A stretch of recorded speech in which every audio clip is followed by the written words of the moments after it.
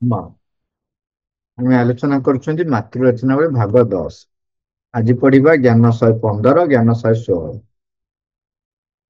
ପ୍ରଭୁ ଲେଖୁଛନ୍ତି ଜଗତ ହେଉଛି ଏକ ଦୀର୍ଘ ପୌନଃପୁନିକ ଦଶମିକ।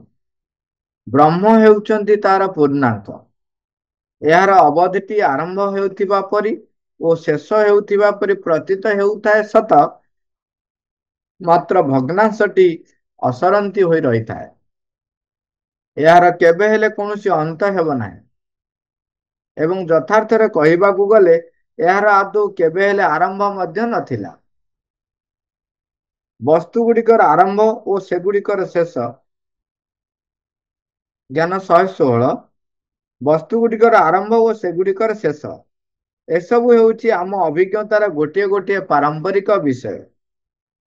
ଯଥାର୍ଥ ଅସ୍ତିତ୍ୱର କ୍ଷେତ୍ରରେ ସେମାନଙ୍କର ସତ୍ୟ ସ୍ଥିତିରେ ଏସବୁ ପଦର କୌଣସି ବାସ୍ତବତା ନାହିଁ।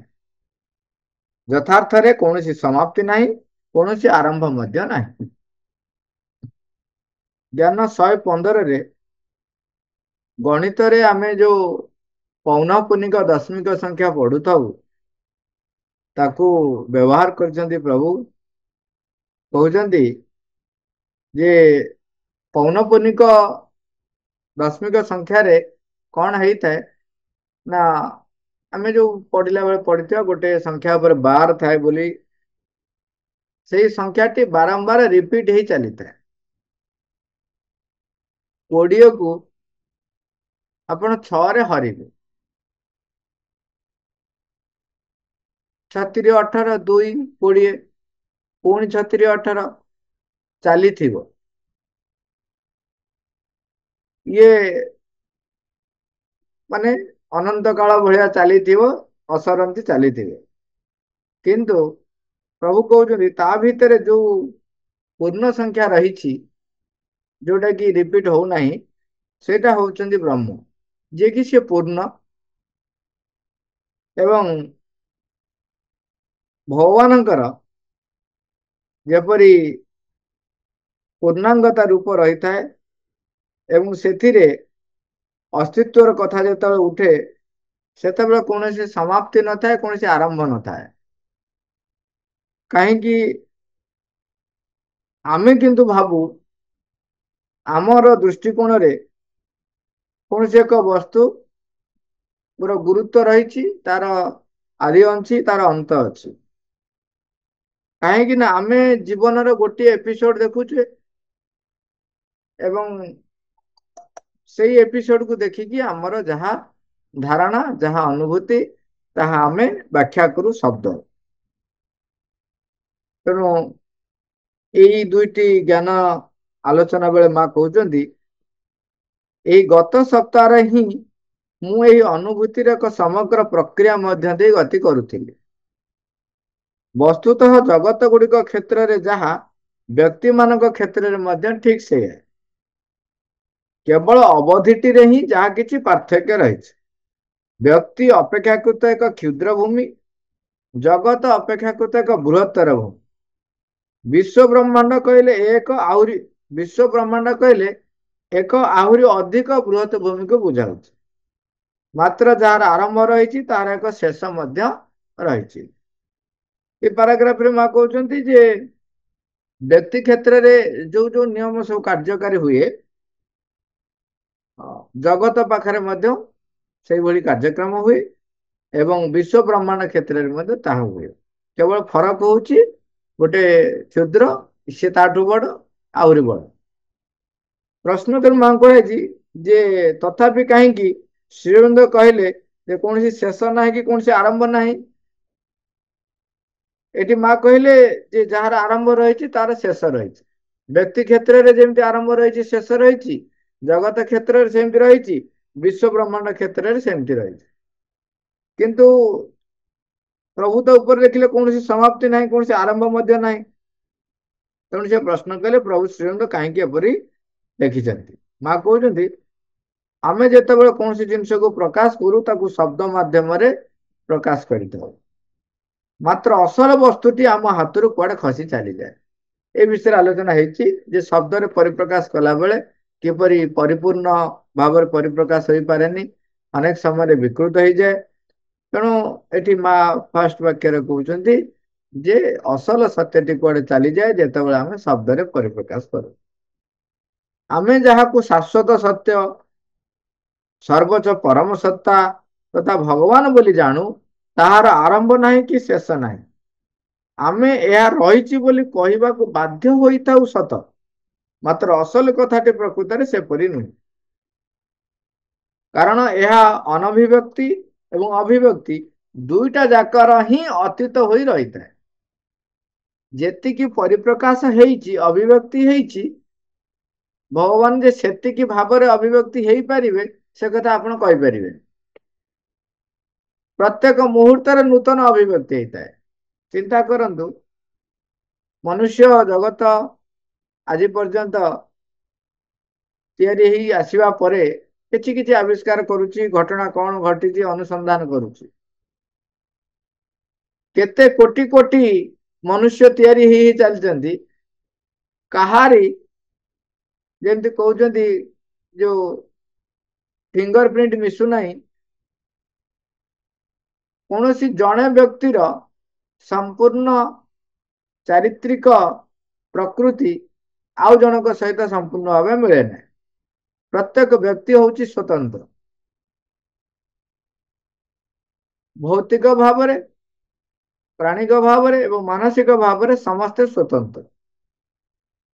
ये विशाल सृष्टि रे प्रत्येक मुहूर्त नूतन नूतन परिप्रकाश ही चली। तेणु अभिव्यक्ति जोटी तार मध्य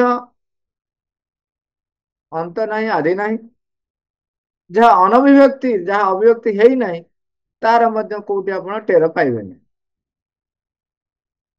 तेणु यहीटा को जो शब्द परिप्रकाश करा जाए साधारणतः मन ताकू धरी पारे ना। सी माँ कहते मात्र से परम वस्तु सतत तथा शाश्वत भाव एपरी एक वस्तु मध्य आपना को व्यक्त करुता है जोटा कि क्षीणभंगुर, जोटा कि आमे आमे तो देखुचु ना गोटे सृष्टि होउची तार नष्ट हो जाउची तारि भितरे सेही अनभिव्यक्ति बा जे अप्रकाश्य सी परिप्रकाश होउचंती। ये जो चिंता करंतु ये केते माने शब्द प्रकाश कले जेमती गोटे अवज्ञा लगे। जी अप्रकाश्य सी प्रकाश होउचंती। जेमती कथा कहती जे भगवान केबे उचिष्ट ही ना, भगवान तमाने अईठा नुह कहीं ना पार्टी बाटे आमर नॉर्मल डेफिनेशन हिसाब रे पार्टी रे पशिकी बाहर ता अईठा हो। भगवानकर आपण पार्टी बाटे वर्णना करि परिबे नाही, तांको पूर्ण रूप दे परिबे नाही, किछि करि परिबे नाही। तेणु से अवर्णनीय, तेणु ताकू कहते जे भगवान केबे उचिष्ट हो पारती ना। तेणु अप्रकाश्य जी जे निराकार जहाँकर आकार ना सी पुणी साकार रूप ग्रहण कर परम वस्तु सतत तथा शाश्वत भाव एपरी एक वस्तु मध्य आपना को व्यक्त करुए जार कि आरंभ अच्छी शेष रही। किंतु एठी शेषटी माँ कहते दुई प्रकार शेष रही। गोटे हूँ कौन जो विनाश हो शेष, आउ गोटे हूँ रूपांतर हो गले आउ से तार स्थिति रहा ना। माँ कहते गोटे जहाँ एक विनाश एवं एक समाप्ति परि प्रतीत हुए एवं आउ गोटे जहाँ को प्रकृति एक रूपांतर बोली कह हुए तो एपरी मध्य प्रतीत हेब जे अभिव्यक्ति जेतिकी अधिक परिमाण रे परिपूर्णता युक्त होता है सही क्षेत्र रे विनाशर आवश्यकता सेतिकी परिमाण रे ह्रास हो जाता है। तमाने जेते अधिक रु अधिक से परिपूर्णता युक्त आड़कू परिप्रकाश ही आगे चले सेतिकी तार विनाश हेबार जो प्रयोजनता ह्रास पाई जाता है। से भाईकर से गीत आम मन थी जे बंची शिखिनु बोली मरुचु आमे, चाली शिखिनु बोली पढ़ुचु आमे। मांकर मेसेज को लेकिरी ସାଧାରଣତଃ ଭାଇ ଯୋଉ ଗୀତ ଗୁଡିକ ଲେଖିଛନ୍ତି ତା ଭିତରେ ଏ ଗୋଟିଏ ଗୀତ ରହିଛି। ତେଣୁ ଆମେ ବଞ୍ଚି ଶିଖିନୁ ବୋଲି ମରିଛୁ, ଚାଲି ଶିଖୁନୁ ବୋଲି ଶିଖିନାହୁଁ ବୋଲି ପଢୁଛୁ। ତେଣୁ ଏଇଠି ଯୋଉଟା କହିଲେ ତାର ଗୋଟିଏ ରୂପ, ଛୋଟିଆ ରୂପଟେ ଆମେ କଥା ହେଲେ। ତେଣୁ ଯେତେ ଅଧିକରୁ ଅଧିକ ପରମ ପରିପ୍ରକାଶ ହେବେ, ତେବେ ତାର ବିନାଶର ଯୋଉ ଆବଶ୍ୟକତା ସେତିକି ସେତିକି କମି କମି ଯିବେ। ଯେ ପର୍ଯ୍ୟନ୍ତ ଆମେ ତାଙ୍କୁ ପରିପୂର୍ଣ୍ଣ ଭାବରେ ପରିପ୍ରକାଶ କରିପାରି ନାହୁଁ, ସେ ପର୍ଯ୍ୟନ୍ତ ଆମର ବିନାଶ ରହିଛି। ତେଣୁ ତାକୁ ଆମେ ଆଉ ଟିକେ ଯଦି ବ୍ୟବହାରିକ ଦିଗରେ ନବା, ଯଦି ମୁଁ ମାଙ୍କୁ ପରିପ୍ରକାଶ କରିପାରୁନାହିଁ, ତାହେଲେ ଇଏ ମୋ ଜୀବନର ଯୋଉ କେତେ ଗୁଡିଏ ମୁହୂର୍ତ୍ତ ତାହା ବ୍ୟର୍ଥ ଚାଲିଗଲା। ଅବିକୃତ ଭାବରେ ଯଦି ମୁଁ ତାଙ୍କୁ ପରିପ୍ରକାଶ କରିବା ପାଇଁ ପ୍ରଚେଷ୍ଟା ବି କରୁନାହିଁ, ତାକୁ ସୁଯୋଗ ଦଉନାହିଁ, ତେବେ ମୋର ଏଇ ଜୀବନ ଯୋଉ ଗ୍ରହଣ କରିଛି ସେ ଗ୍ରହଣଟି ମଧ୍ୟ ବୃଥା ହେଇଗଲା। ମା ବହିରେ ଲେଖୁଛନ୍ତି ତାଙ୍କୁ ଅଭିବ୍ୟକ୍ତି କରିବା ପାଇଁ ଆମକୁ ଜୀବନ ଦିଆହେଇଛି। ଯଦି ଆମେ ଅଭିବ୍ୟକ୍ତି କରୁନାହାନ୍ତି ତାହେଲେ ଜୀବନର ଯଥାର୍ଥତା ରହିଲା ନାହିଁ। ତେଣୁ ତାମାନେ ଆମର ଯେତିକି ସମୟ ଆମେ କାଟି ଆସିଛନ୍ତି ତାହା ବ୍ୟର୍ଥରେ ବା ଅନର୍ଥ ହେଇଗଲା, ବ୍ୟର୍ଥରେ ଚାଲିଗଲା। ମା କହୁଛନ୍ତି ଶେଷରେ ଏପରି ଏକ ସ୍ଥିତି ଆସି ପହଞ୍ଚେ ଯେତେବେଳେ କି ତାହା ସମ୍ପୂର୍ଣ୍ଣ ଭାବରେ ଅନ୍ତର୍ହିତ ହୋଇଯିବ ଏବଂ ତାହାର ସ୍ଥାନାପନ୍ନ ଭାବରେ ଏକ ରୂପାନ୍ତରର କ୍ରମୋତ୍ତର ପ୍ରକ୍ରିୟାର ପ୍ରତିଷ୍ଠା ହେବ। ସେ ଯେତେବେଳେ ଅଧିକରୁ ଅଧିକ ନିଜକୁ ପରିପ୍ରକାଶ କରି କରି କରି କରି ଚାଲିବ, ମାନେ ଯେତିକି ପରିପୂର୍ଣ୍ଣତା ଯୁକ୍ତ ହଉଥିବ, ସେତିକି ଅଧିକରୁ ଅଧିକ ପରିପ୍ରକାଶ କରି ଚାଲୁଥିବ, ସେତେବେଳେ ସେ ପୂର୍ଣ୍ଣ ଭାବରେ ଅନ୍ତର୍ହିତ ହେଇଯିବ। ତେଣୁ ସେ ଦୃଷ୍ଟିକୋଣରୁ ଆମେ ବି ଦେଖିବା ଯେ ତାର ବିନାଶ ହେଇଗଲା। କିନ୍ତୁ ସେ ଅନ୍ତର୍ହିତ ହେଇକି କଣ ହେଲା ନା ଆଉ ଏକ ପ୍ରକ୍ରିୟାରେ ସେ ଯାଇ ପହଞ୍ଚିଲା, ଯୋଉଠି ରୂପାନ୍ତରିତ ହେଇ ଅନ୍ୟ ଏକ ରୂପ ସେ ଗ୍ରହଣ କଲା, ଯୋଉ ରୂପଟି ଏକ ଶାଶ୍ୱତ ରୂପ। ମାତ୍ର ଏପରି କହିବା ଦ୍ୱାରା କଥାଟି ଅତ୍ୟନ୍ତ ମନୁଷ୍ୟ ସ୍ତରୀୟ ଓ ବାହ୍ୟ ହୋଇ ପଡୁଛି। ମା କହୁଛନ୍ତି ଏଇଟା ବୁଝେଇବା ପାଇଁ ଯେତେବେଳେ ମୁଁ କହୁଛି ଏଇଟା ପୁରା ବାହ୍ୟ ହେଇଯାଉଛି, ଆର ଆହୁରି ଗଭୀର ଗହନ କଥା ବି ରହିଛି। ତାପରେ ସେଥିପାଇଁ କହୁଛନ୍ତି ଶବ୍ଦ ଗୁଡିକର ଅଳ୍ପ ସମର୍ଥତା ବିଷୟରେ ମୁଁ ସମ୍ପୂର୍ଣ୍ଣ ଭାବରେ ସଚେତନ। ମାତ୍ର ଏଇ ଶବ୍ଦ ଗୁଡିକର ମାଧ୍ୟମରେ ହିଁ ତୁମକୁ ପ୍ରକୃତ ବସ୍ତୁଟିକୁ ଧରି ପାରିବାକୁ ପଡିବ। କାହିଁକିନା ଆମେ ଏଇ ଶବ୍ଦ ମାଧ୍ୟମରେ ହିଁ ତ ଧରିବା। ଆମେ ତ ବର୍ତ୍ତମାନ ସୁଦ୍ଧା ଆମ ପାଖରେ ମାନସିକ ଯେତିକି ଅଗ୍ରଗତି ହେଇଛି ସେଇ ଅନୁସାରେ ହିଁ ଆମେ ଗ୍ରହଣ କରୁଛନ୍ତି। ତେଣୁ ଶବ୍ଦ ହିଁ ଆମ ପାଇଁ ଏକମାତ୍ର ମାଧ୍ୟମ। ତେଣୁ ସେଇ ମାଧ୍ୟମରେ ଆମେ ତାଙ୍କୁ ଯେତିକି ସମ୍ଭବ ଧରି ପାରିବାକୁ ପଡିବ। ମାନବ ସ୍ତରୀୟ ଭାବନା ଓ ମାନବ ସ୍ତରୀୟ ଅଭିବ୍ୟକ୍ତି, ଏହାର ଗୋଟେ ବଡ ଅସୁବିଧା ହେଉଛି ଯେ ଶବ୍ଦର ସାହାଯ୍ୟରେ କହୁଥିବା ପର୍ଯ୍ୟନ୍ତ ତଦ୍ୱାରା ସତତ କେଉଁଠି କଣ ଆରମ୍ଭ ହୋଇଥିବା ପରି ଏକ ପ୍ରତୀତି ଉପଲବ୍ଧ ହେବାରେ ଲାଗିଥାଏ। ଆମେ ଯେତେବେଳେ ଶବ୍ଦରେ ପରିପ୍ରକାଶ କରୁଛନ୍ତି, ନିଶ୍ଚୟ ଆମେ ଗୋଟେ ଜାଗାରୁ ଆରମ୍ଭ ହେଇଛି, ଗୋଟେ ଜାଗାରେ ଶେଷ ହେଇଛି, ଏ ପ୍ରକାରର ଧାରଣା ଥାଏ। ତାପରେ ମା ନୀରବ ରହି ସାରିଲା ପରେ କିଛି ସମୟ କହୁଛନ୍ତି, ମୁଁ ଏହି ଅଭିବ୍ୟକ୍ତିର ଏକ ପ୍ରତ୍ୟକ୍ଷ ବୋଧ ଲାଭ କରିଥିଲି। ଏଇ ଦେଖନ୍ତୁ, ଆମେ ଯେହେତୁ ମନରେ ବିଚାର କରୁଛୁ, ଆମେ ଜାଣିପାରୁନୁ ସେଟା କେଡେ ବଡ ବିରାଟ ଅନୁଭୂତିଟି, ଯୋଉଟା କି ମା କହୁଛନ୍ତି ଏଇ ପ୍ରତ୍ୟକ୍ଷ ବୋଧ ମୁଁ ଲାଭ କରିଥିଲି। ସେ ଯୋଉ ସ୍ପନ୍ଦନମୟ ଅଭିବ୍ୟକ୍ତିର, ଯାହାର କି ସତତ ଏକ ପ୍ରସାରଣ ଓ ସଂକୋଚନ ଲାଗି ରହିଥିଲା, ମାନେ ପ୍ରସାରଣ ସଂକୋଚନ ଚାଲିଛି, ଲାଗି ରହିଛି। ଏବଂ ଏହି ପ୍ରକ୍ରିୟା ମଧ୍ୟରେ ଏପରି ଗୋଟେ ମୁହୂର୍ତ୍ତ ଆସି ପହଞ୍ଚେ ଯେତେବେଳେ କି ଏପରି ଏକ ସମ୍ପ୍ରସାରଣ, ଏପରି ଏକ ତରଳତା, ନମନୀୟତା ଏବଂ ପରିବର୍ତ୍ତନର ସାମର୍ଥ୍ୟ ସମ୍ଭବ ହୋଇପାରେ ଯେ ସେତେବେଳେ ପୁନଃ ଅନ୍ତଲୀନ ହେବା ଲାଗି ଆଉ କୌଣସି ଆବଶ୍ୟକତା ନଥାଏ ଏବଂ ସେତେବେଳେ ତାହା ଏକ ନୂତନ ଆକୃତି ଗ୍ରହଣ କରିବାକୁ ସମର୍ଥ ମଧ୍ୟ ହୋଇପାରେ ଏବଂ ତାପରେ ଏକ କ୍ରମୋତ୍ତର ରୂପାନ୍ତର ପ୍ରକ୍ରିୟା ତାର ଅନୁସରଣ କରିବ ବୋଲି ଅଭିପ୍ରେତ ହୋଇ ରହିଥାଏ। ଯେତେବେଳେ ଦେଖନ୍ତୁ, ସେଇଠି ଆମେ ବାରମ୍ବାର ସେଇ କଥାଟିକୁ ପୁଣି ଆସୁଛନ୍ତି, ଯେହେତୁ ଆମର ଏଇ ଯୋଉ ଶରୀରଟି, ଜଡ ଶରୀରଟି ତିଆରି ହେଇଛି ଯୋଉ ଉପାଦାନରେ, ପ୍ରାଣ ଏପର୍ଯ୍ୟନ୍ତ ବି ପରିଚାଳିତ ହେଇପାରି ନାହିଁ ଚୈତ୍ୟ ସତ୍ତା ଦ୍ୱାରା ବା ଅନ୍ତରାତ୍ମା ଦ୍ୱାରା। ମନ ଏବେ ବି ତାର ସେଇ ଯୋଉ ସଂକୀର୍ଣ୍ଣ ମନୋଭାବ, ସଂକୀର୍ଣ୍ଣ ଜ୍ଞାନ ଗାରିମା ନେଇକିରି ଉବୁଟୁବୁ ହଉଛି ବା ଫଡଫଡ ହଉଛି। ତେଣୁ ଆମେ ଏପର୍ଯ୍ୟନ୍ତ ପୂର୍ଣ୍ଣ ରୂପାନ୍ତରିତ ହେଇନାହୁଁ, ତେଣୁ ଆମେ ନୂତନ ଆକାର ଗ୍ରହଣ କରିନାହୁଁ। ତେଣୁ ଆମର ଏବେ ବି ପରିସମାପ୍ତି, ବିନାଶ ଏବଂ ମୃତ୍ୟୁ ଆମେ ଲଭୁଛୁ, ପୁଣି ଏକ ନୂତନ ଜୀବନ ଆଉ ଥରେ ଆରମ୍ଭ କରୁଛୁ। କିନ୍ତୁ ଯେତେବେଳେ ମା ଲେଖୁଛନ୍ତି ସେ ଯୋଉ ଅନୁଭବରେ ଥିଲେ, ସେଠି ସେ ଦେଖୁଛନ୍ତି କିପରି ପରମଙ୍କର ଯୋଉ ପରିପ୍ରକାଶ ରହିଛି, ସେ କିପରି ସଂକୋଚନ ହଉଛି, ପ୍ରସାରଣ ହଉଛି ଏବଂ ବିକଶିତ ହଉଛି, ଏବଂ ସେ ଏମିତି ଏକ ସାମର୍ଥ୍ୟରେ ଆସି ପହଞ୍ଚୁଛି, ସେଠି କହୁଛନ୍ତି ସେ ଏମିତି ଏକ ସମ୍ପ୍ରସାରିତ ହେଇ ରହିଛି, ତରଳତା ତା ଭିତରେ ରହିଛି, ନମନୀୟତା ରହିଛି, ତା ଭିତରେ ପରିବର୍ତ୍ତନର ସାମର୍ଥ୍ୟ ସବୁବେଳ ପାଇଁ ରହିଛି। ଏବେ ଆମେ ଅପରିବର୍ତ୍ତନୀୟ ଭାବରେ ଆମ ପାଖରେ ଦେଖା ଯାଉଛନ୍ତି ଜଡ। ଆଗରୁ ପ୍ରାଣ ଉପରେ ବି ବିଜୟ ହାସଲ ହେଇପାରୁନଥିଲା, ସେଇଥିପାଇଁ କହୁଥିଲେ ତାକୁ ସେ ହଉଛି ଲଗାମ ଛଡା ଘୋଡା, ତ ତାକୁ ପାରିବ ନାହିଁ, ତେଣୁ ତାକୁ ଯେତେ ଦମନ କରି ରଖ। କିନ୍ତୁ ଏବେ ଅତିମାନ ଶକ୍ତି ଅବତରଣ କରିବା ପରେ ଏ ସବୁ ଉପରେ କର୍ତ୍ତୃତ୍ୱ ହାସଲ କରିବା ପାଇଁ ଏକ ସାମୂହିକ ଭାବରେ ଶକ୍ତିର ଉଦ୍ରେକ ହେଇଯାଇଛି। ତେଣୁ ମା କହୁଛନ୍ତି ଏପରି ଏକ ସେ ସ୍ଥିତିରେ ଆସି ପହଞ୍ଚିବ, ଗୋଟେ ମୁହୂର୍ତ୍ତ ଆସି ପହଞ୍ଚିବ ଯୋଉଠି ସେ ପୁନଃ ଅନ୍ତଲୀନ ହେଇଯିବ, ମାନେ ପୁରା ଅନ୍ତଲୀନ ଆଉ ଥରେ, ମାନେ ସେତେବେଳେ ପୁନଃ ଅନ୍ତଲୀନ ହେଇକି ଯେତେବେଳେ ଦେଖିବ, ସେ ଏପରି ଏକ ସାମର୍ଥ୍ୟ ଗ୍ରହଣ କରିବ ଯୋଉଠି କି କ୍ରମୋତ୍ତର ରୂପାନ୍ତର ପ୍ରକ୍ରିୟା ତାକୁ ଅନୁସରଣ କରୁଥିବ।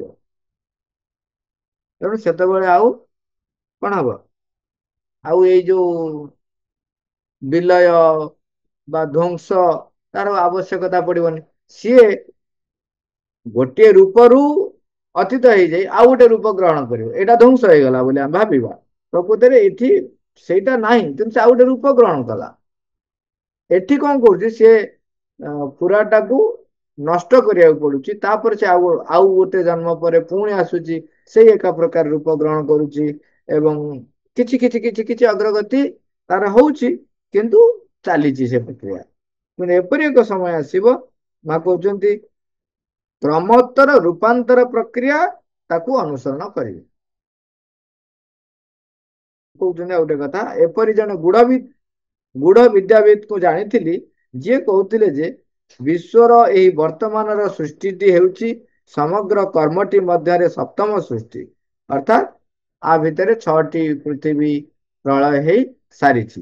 କିନ୍ତୁ ତାଙ୍କର ସେ ଯୋଉ କଥାଟି ଗୁରୁତ୍ୱପୂର୍ଣ୍ଣ ଥିଲା, ସେ କଣ କହିଲେ ନା ଏଇ ସପ୍ତମ ସୃଷ୍ଟିର ସର୍ଜନା ହୋଇଛି, ମାତ୍ର ଏହି ସୃଷ୍ଟି ଆପଣଙ୍କୁ ରୂପାନ୍ତରିତ କରିବାରେ ନିଶ୍ଚୟ ସମର୍ଥ ହେବ ଓ ତାହାକୁ ଆଦୌ ପୁନଃ ଅନ୍ତଲୀନ ହେବାକୁ ପଡିବ ନାହିଁ।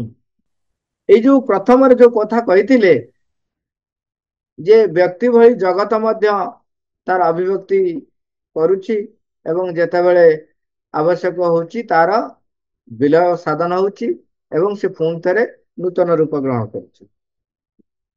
ତେଣୁ ଏଠି 6 ଥର ପୃଥିବୀ ପ୍ରଳୟ ହେଇଛି ବୋଲି ବର୍ଣ୍ଣନା ଅଲରେଡି ହେଇସାରିଛି ଏବଂ ସିଏ ଗୂଢ ବିଦ୍ୟାବିତ୍, ସିଏ ତାଙ୍କର କହୁଛନ୍ତି ଯେ ଏଇ ଯୋଉ ସପ୍ତମ ପୃଥିବୀ ରହିଛି, ଏଇଟା ଆଉ ନଷ୍ଟ ହବନି, ଧ୍ୱଂସ ହବନି, ଏହା ରୂପାନ୍ତର,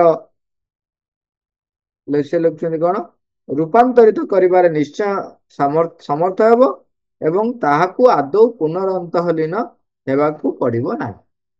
ଦେଖନ୍ତୁ, ପ୍ରଭୁ ମା ଶ୍ରୀ ଅରବିନ୍ଦ ଅତିମାନ ଶକ୍ତିକୁ ଅବତରଣ କରାଇ ଯାହାକୁ ସମ୍ଭବ କରାଇଛନ୍ତି, ତାର କିଛି କିଛି ଆଭାସ ପାଇଛନ୍ତି, କିଛି ଯୋଉମାନେ ଉଚ୍ଚ ସ୍ତରରେ ରହିଥିଲେ କିଛି ପାଇଛନ୍ତି।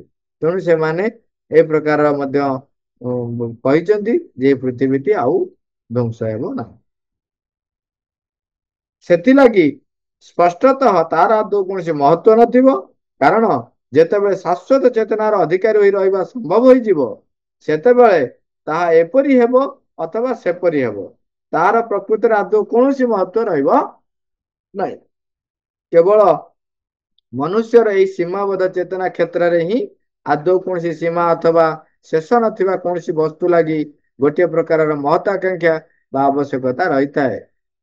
ଏଇ ମନ ପାଖରେ ଏଟା ସବୁ ରହିଛି, କିନ୍ତୁ ଯଦି ଭିତରକୁ ଯିବା ଅନ୍ତଃପ୍ରଦେଶରେ ଶାଶ୍ୱତତାର ସ୍ମୃତି ବୋଲି କୁହାଯିବ, ଯୋଉଠି ସେ ରହିଛି, ସେହିପରି ଏକ ବସ୍ତୁ ବିଦ୍ୟମାନ ରହିଥାଏ ଏବଂ ଶାଶ୍ୱତତାର ଏହି ସ୍ମୃତି, ସେଇ ଶାଶ୍ୱତତାରେ अंश ग्रहण करने निमंते अभिव्यक्ति लगे एक अभिप्सा रखिता माँ कहते जदि यही शाश्वततार बोध आम भितर सक्रिय हुए ताहले आमको कौन सी प्रकार खेदर वशवर्ती हेबाकू पड़े ना वर्तमान कौन हो वर्तमान हूँ आमे जो देखु आउ हो नहीं आमे निराश हो देखु असंभव आउ करी हो ये शरीर जो उपादान गठन गठन ହେଇଛି सी आउ पारु ना सेतबेले आमे कौन कहू ना ना ये शरीर बहुत हो शरीर छाड़ तेणु शरीर छाड़िकी आमे नूतन एक शरीर ग्रहण करूँ यही प्रकार बारंबार चली जमती जीर्ण वस्त्र को आमे काढ़ी फिंगी दौचु से भाई भाव में आमको यही शरीर को बदल पड़ुଛି एवं ता भितर आमर ए शरीर प्रति बेले बेले आसक्ति भी आसी जाऊँगी तेणु जो आसक्ति आसीगला सेतबेले ताकू त्याग करिवार कथा उठिले आम भितर दुख आसूची से व्यक्ति कहती कौन एत शीघ्र मरबी ए काम रही से काम रही अमुक दे नहीं घर तैयारी करनी पुओ बागर करनी झील बागर करनी नातुणी देखनी नाती देखी नहीं यही प्रकार एक आसक्ति बसत जो रही जाए से कौन हुए ना सी दुख ता भीतर रही था किंतु ଯେତେବେଳେ ତା ଭିତରେ ଶାଶ୍ୱତତାର ବୋଧ ସକ୍ରିୟ ହେଇଯିବ ସିଏ ତ ସବୁଦିନ ପାଇଁ ବଞ୍ଚିଛି ତାକୁ ଆଉ ମରିବାର ଡର କୋଉଠୁ ଆସିବ ସେ ଜାଣିଛି ମୁଁ ଥିଲି ଅଛି ରହିବି ଖାଲି ଏ ଯୋଉ ଜାଣିଛି ମାନେ ଜ୍ଞାନରେ ନୁହଁ ଶୁଣିକିରି ନୁହଁ ସେଟା ସିଏ ପ୍ରତ୍ୟକ୍ଷ କରୁଥିବେ ସେତେବେଳେ ଆଉ ତାକୁ ଦୁଃଖ କଣ ରହିବ କାହିଁ ରହିବ କହୁଛନ୍ତି ୟାର ଅର୍ଥ ହେଉଛି ଯେ ତାହା ଆପଣା ଲାଗି ଅଭିପ୍ରେତ ହୋଇ ରହିଥିବା କର୍ମଟିକୁ ସମ୍ପୂର୍ଣ୍ଣ ଭାବରେ ସମ୍ପାଦନ କରିସାରିଛି ତାହା ଆପଣାର ଯାବତୀୟ ସମ୍ଭାବନାର ଶେଷ ଚରଣରେ ଆସି ଉପନୀତ ହୋଇଛି ଏବଂ ତେଣୁ ଏହାର ସ୍ଥାନାପନ୍ନ ଭାବରେ ଆଉ ଏକ ବିଶ୍ୱର ଅପେକ୍ଷା ରହିଛି